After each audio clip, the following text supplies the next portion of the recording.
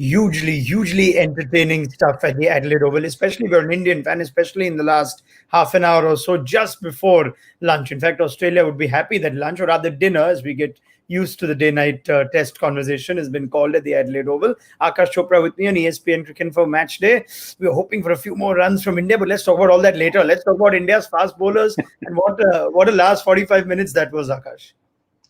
Sensational. I thought actually I was starting to get a little fidgety that first 10 overs had gone without yielding a single wicket, and that's not ideal. When you've not scored enough runs, you want that new ball to count, because my mind was just going fast forward that by the time that twilight zone comes, there'll be enough time for the Aussies to actually manufacture a great innings, and or rather a decent innings where they'll be slightly ahead, not slightly actually, they'll be fairly ahead in the game. But that's when Bumrah changed his ends and got India a couple of wickets. Of course, two umpires call, one would be debatable, but then that's the way it goes. Umpires calls are like that.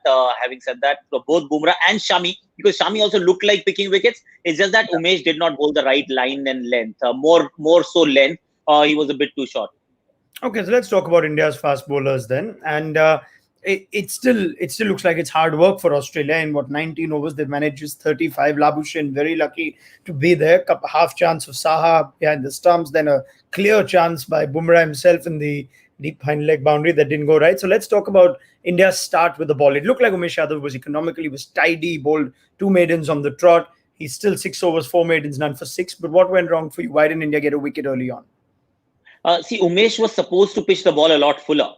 That's his strength, and he's got this wonderful off cutter that leaves the left-handed batsman. So a leg cutter for a left-handed batsman, and he pitches it fuller where he sows that seed of doubt. Whether it's going to come in, so leg before and bowl become two modes of dismissals, and if it just leaves you with the angle, there is a possibility of an outside edge. That did not bowl that length. So there's 6 overs, two maidens, 6 or 7 runs. It looks good on paper for the scoreboard, but it's not something that you are actually trying to achieve with the new ball. Umesh Yadav was given the new ball ahead of Mohammad Shami because he was expected to bowl that wicket-taking length.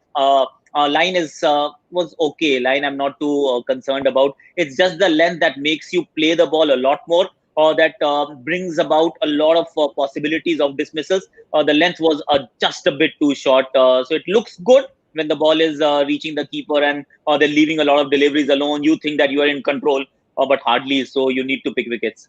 Was it the right call to give Umesh Yadav the new ball ahead of Shami?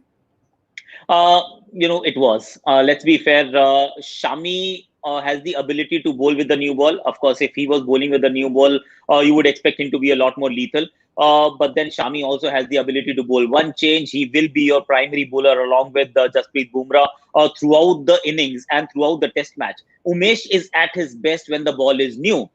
So since it's a test match, and you need to make sure that you have one third seamer. You're missing Ishant Sharma. The roles have to change a little. And Umesh Yadav with the new ball is expected to give you a breakthrough. That's what he did in the warm-up game, the first warm game that he played with the red ball. And he's been doing that when India plays a test in India. So he's given the new ball.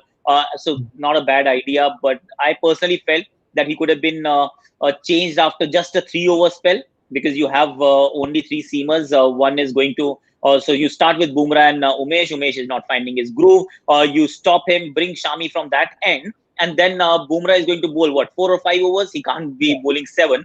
So 4 or 5 overs, get Umesh at the other end. So you can always rotate the bowlers. It's not a bad thing. It's not advisable to stop a bowler after 3 overs. It is absolutely fine in test match cricket because there is so much that you can rotate. And with the three bowlers, you want that pace attack to continue for a longer period of time. And that can only happen if one does the holding job and a slightly heavy lift in terms of the number of overs, the longer spells. And Umesh has to be that guy and not Shami, not Bumrah. Yeah, it's a curious one because you look at India's three bowlers and you think all three wouldn't mind bowling with the new ball. All three could be threatening in their own ways with the new ball. So sometimes is it a bit of a challenge for a captain or a dilemma that you want to try and give all three a bit of a bite with the new ball, but you also want to give your fast bowlers a 4-5 over spell. We were criticizing Virat Kohli during the limited over series of changing his bowlers around after just a couple of overs. It's a bit of an enigma as a captain. No, not really. Actually, so he's also. I'm pretty sure he also hears things. He also reads things. But every captain has to shun that voice, that outside noise, and go with what he thinks is right on the day. So you could understand why he gave the ball to Umesh. There is definite merit in it. And once you give somebody the ball, you expect him to actually eventually find the groove. And a 5 over spell is not that long a spell where you actually run him into the ground. So you can still understand what he was trying to achieve. And if he had changed too quickly, then the naysayers will come and even criticize that. So damned if you do, damned if you don't. It's a very personal choice. There is no right or wrong answer. It's not black and white. But I personally feel that if you're not getting wickets with the new ball and Shami is waiting in the wings, get him in and then get Umesh from the other end. So he won't be bowling with the old ball. The only thing that Virat was concerned about, in my opinion, was the fact that Umesh should not bowl the 13th or the 14th over. He should actually be there with the new ball and give us wickets. So you can totally understand what was happening there. Now, there was a fair bit of playing and missing in the opening spell from both fast bowlers. Shami came on and decided to go this more attacking the stumps line, which we know Shami does. I was listening to Shane Warne on commentary. He said he brings the LBW into play. Eventually, both of Australia's wickets were in the form of LBWs. Did India miss a slight trick in the first half, both Umesh and Bumrah perhaps, by not attacking the stumps more? See, you don't want to attack the stumps just from get-go, because attacking the stumps from get-go is, if it is not your natural line of attack, you'll end up leaking too many runs. And the moment you start leaking runs, one, you lose control, two, the batsman gets set. So you don't want to go down that route too early. The only thing that could have changed, that should have changed, is not the line as much, it is the length. They had to go a lot fuller. They were at least about 2.5, 3 feet shorter than where they should have bowled. And the moment you start bowling that length, the channel wasn't that bad. It's not as if they were bowling like a 10 stump line and it was all easy hunky dory leaving the ball outside of. It's just the length that allows you to leave in Australia. So that length changes. You have to bowl a lot fuller to bring action in play. If you just keep leaving, it's not action. It's like just leaving the ball alone. It's an easier thing to do as an opener on Australian surfaces. All right, from the first, say, 20 odd overs, 19 overs that Australia faced, to compare it with the first 15, 20 overs that India did yesterday, has this surface changed in any way? See, the way the two teams have batted thus far, you would say no. But then we haven't really seen a lot of demons in the surface thus far. Batsmen have told us. So Pujara, I was listening to his press conference last night, and he said it was tough going in the first and the second session. Spongy bounce, some sideways movement. The ball wasn't coming onto the bat nicely and all of that. But also that will change, because that's expected of a day one surface with too much of grass covering. As the pitch starts flattening down, and you've got a few like at least like now you've got 2 times the roller has also gone on it, and I'm pretty sure they may have taken actually the heavy roller. So if you do all of that, the moisture has evaporated. So ball will come onto the bat nicely, if anything else. So maybe a bit more pace off the surface, but sideways movement is not something that we have seen. Like an exaggerated sideways movement is not to be seen thus far. All right, that opportunity of Labuschagne, how much would it cost India? And what's happened there with Jasprit Bumrah? Just too concerned about the boundary rope, which, as it turns out, wasn't as close to him as he thought. See, again, he was concerned, and it's a legit, not an excuse, but a reason to be concerned. If you're standing right at the fence and you know that you've not really taken a long start, you've not gone too far inside, and you've just gone slightly backwards, anticipating that catch or judging that catch. When you're judging the catch, you're looking only upwards and not downwards. So you don't really know. You just it's a guesswork whether I'm close. How close am I to that boundary rope? And then at times you err on the side of caution. So that's what perhaps he did. He thought that he was almost sitting on that fence. He was touching the fence, and therefore that reaction. He was almost like jumping to a ball where he didn't need to jump at all. So a mistake, yes, a costly maybe, but then you can totally understand what exactly happened there, where Bumrah had no idea where the rope was. Because Labuschagne is just riding his luck. There was the chance as well of Saha behind. Now, this intrigues me too, because the first few overs from Umesh and Bumrah, it looked like the ball was flying through to the keeper. Suddenly you get a nick, and as we saw yesterday, these nicks aren't carrying comfortably to the slip cordon. India even employed a short gully man under the helmet. There have been these sorts of fields. So what can we just tell from the carry in this pitch, Akash? Anything you can make of it? I'm trying to understand why the edges don't carry, but every now and then a ball just fizzes through and keeper collects it waist high, chest high. Obviously there is some amount of uncertain bounce. It's not radical. It doesn't make affect your game as much. But some balls do carry a lot better to the wicket keeper. Edges, of course, there is, if it's a slightly thicker edge, it's going to take some pace off the ball, and if the pace is not there, and if you're not really like the ball hasn't bounced as much, it is possible that it won't carry. And to be fair, for all the bounce that we discuss about the Adelaide surface that bring Nathan Lyon into play and all of that, but Adelaide is one of those surfaces where the ball dies onto the slip cordon. So while standing in slips, and that's been the template from the first session of the test match. It hasn't changed as much, so you got to start coming a lot, rather start standing a lot closer. A couple of balls, if they were to take off, you will struggle. It may hit you on the chest or something. But then be prepared for that instead of seeing a ball drop in front of you, because there's not a worse side than that. And if it happens a few times, you know that it's not the fault of the pitch. It's actually the fault of your understanding with regards to how deep the slip cordon should be. Who leads this decision, though? Is it solely the wicketkeeper? He figures inside, this is where I'm standing, and everyone takes his cues from him? Or is it somebody else? No, ideally, yes, it has to be the wicketkeeper, because he decides, and the first slip will always be behind him, and then second slip is slightly ahead, second slip is almost in line with the keeper, and then the third slip who's slightly in front of the second slip. But in the end, it could be a team decision as well. Once you decide as a captain, you see and you say, man, I see that the ball is not carrying. And it's not Dhoni the captain, it's Kohli the captain, who can always tell the keeper, not happy with this, we got to stand a lot closer. Happy to drop a couple, but we got to get closer. And so it starts with the wicket keeper, but as a team management leadership group, if you think that's not the right thing that we are doing, and the keeper is actually is a little too deep, which in turn means that my slip cordon is just way too deep, then we got to change that, and that can be changed. It's not sacrosanct that the keeper has to decide where everyone else is going to stand. Yeah. All right. Now, quick chat before we look ahead to the next session on just the two openers.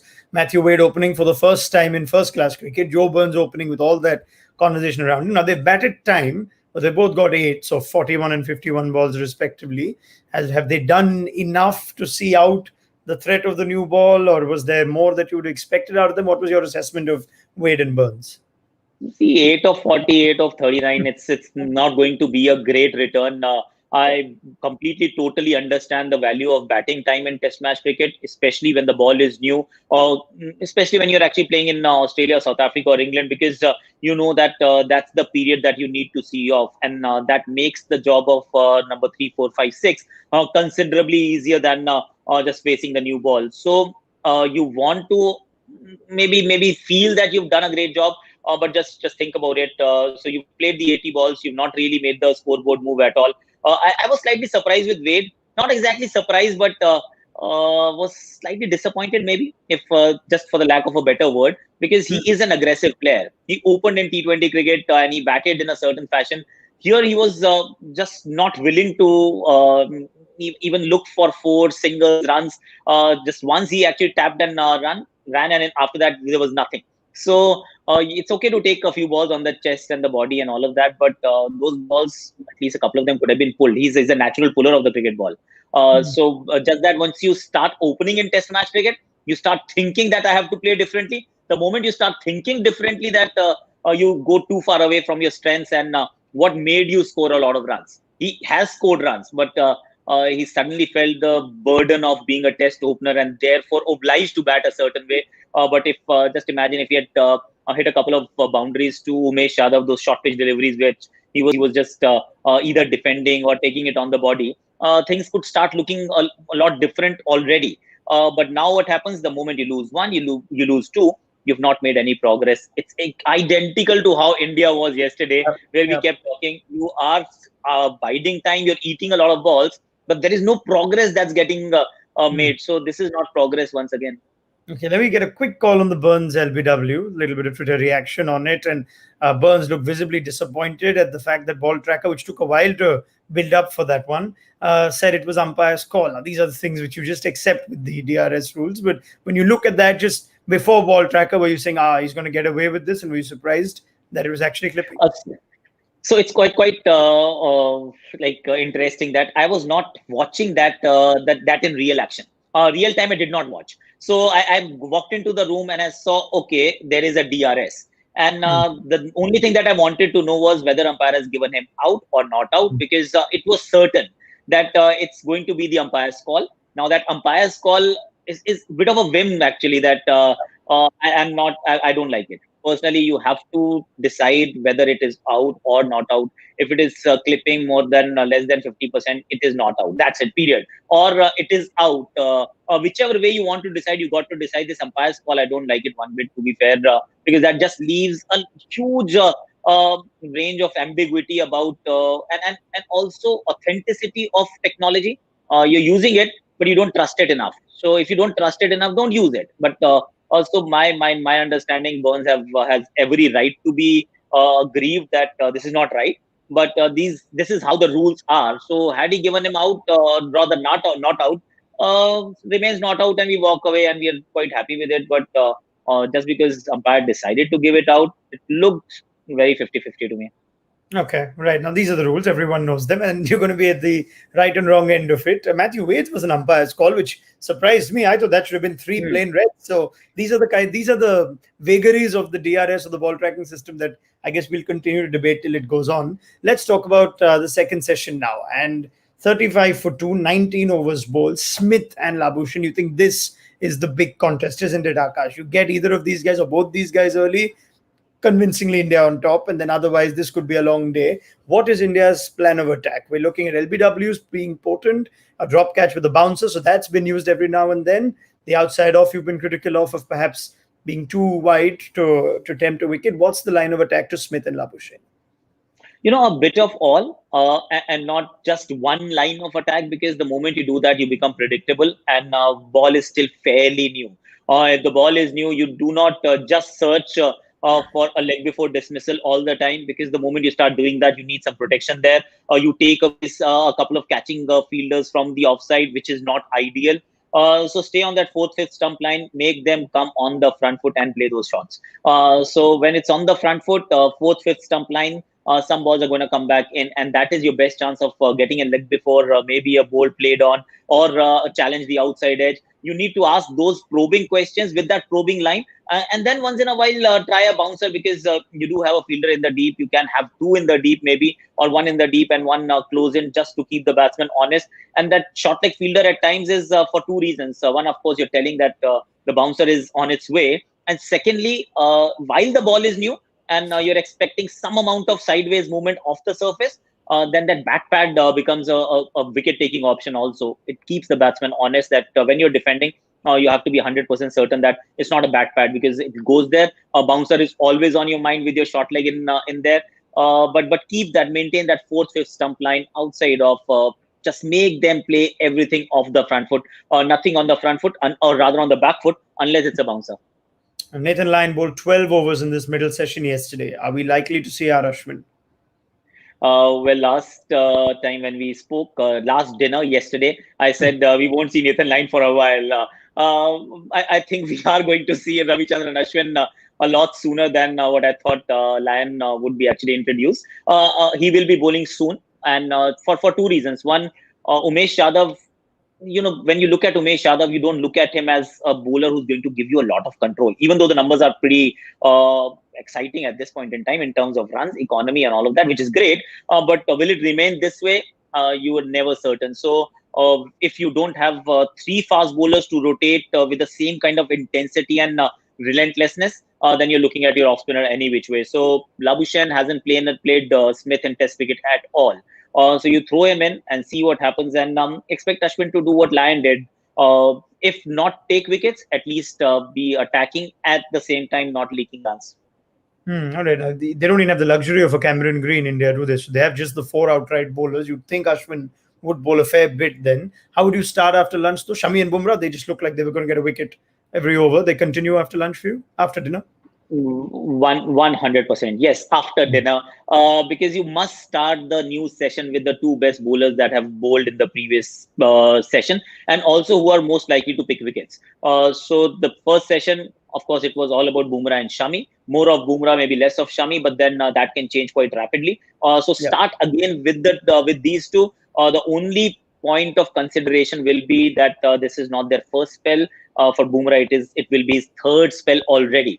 So don't expect a very long spell. Don't expect 5 or 6 overs from either of them. It might just be a short burst of 4-4 from both. Get Umesh and then get Ashwin and then rotate. Bring in your one of the two bowlers, Shami or Bumrah, from the other end. So that's the kind of bowling plans we are likely to see from India.